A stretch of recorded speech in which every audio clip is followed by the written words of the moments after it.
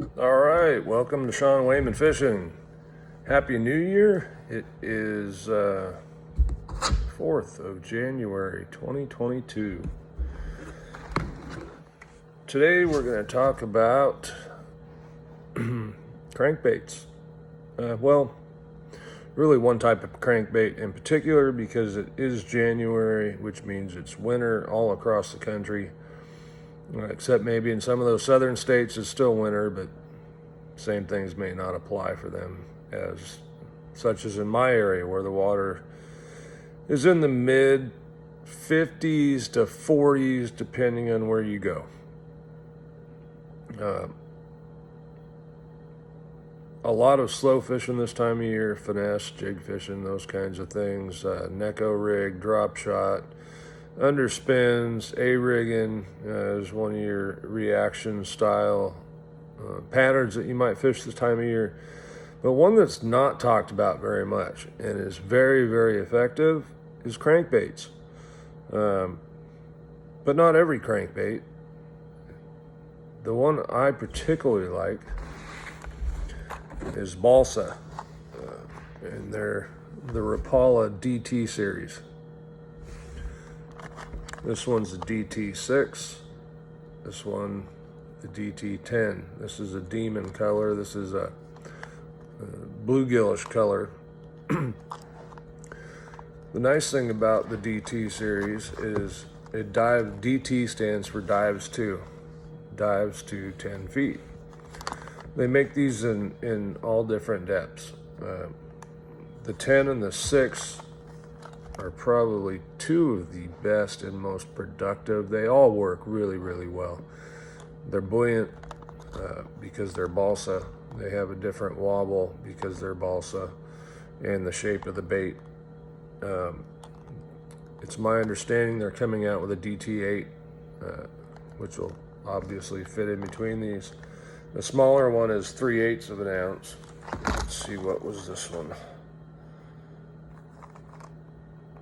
3/5 of an ounce.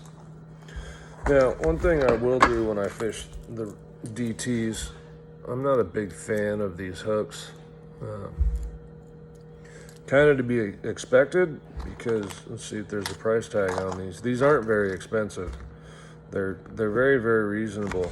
I think they're, somewhere around $6. But this is the demon color.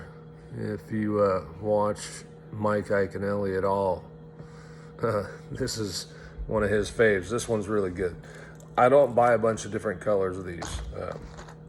Something in a bluegill or shad pattern, and then the demon. That's all I buy. When I was younger, these first came out, I had quite a few colors. Just found that I don't really need that many colors.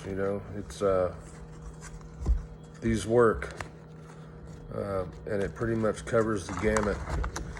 Anyway, I will change the hooks out size for size. I just want something a little better quality.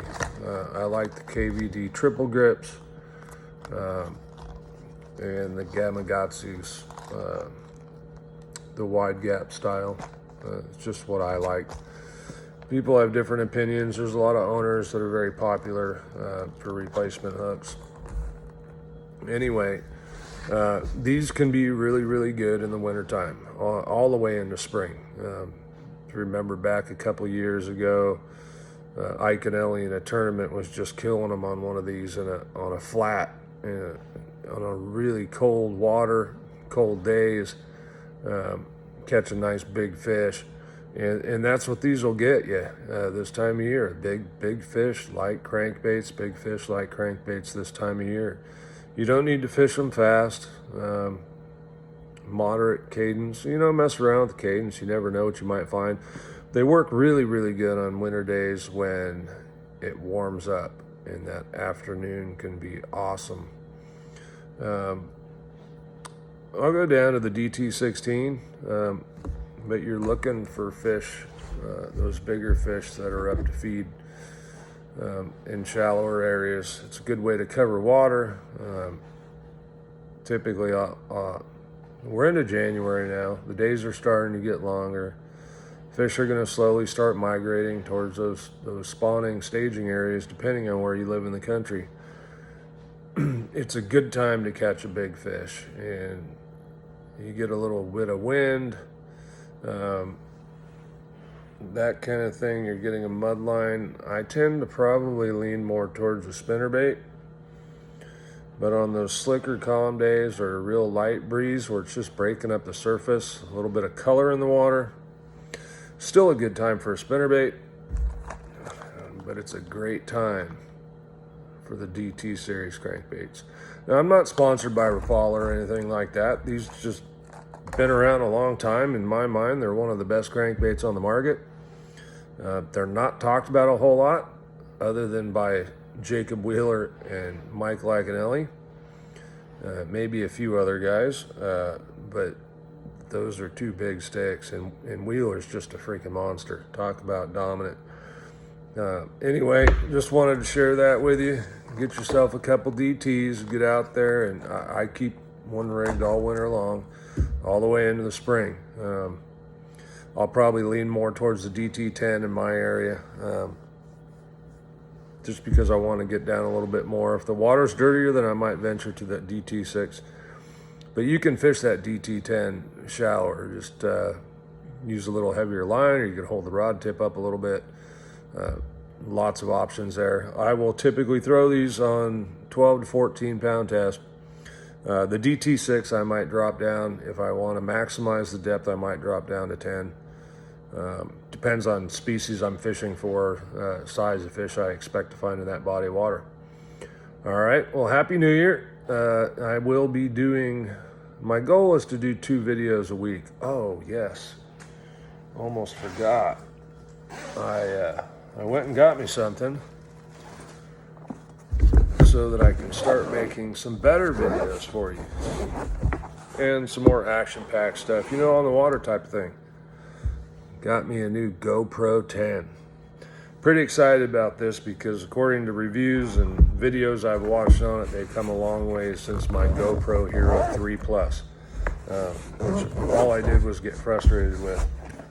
So look to those to come. I don't know that I'll get out this week.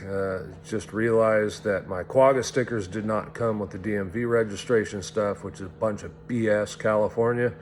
Now I have to make a special trip, go down and pay for those stickers and pick them up when they should have come with the damn registration. Anyway, that's a whole nother story, and we're going to move on. Fish on. Have a good one.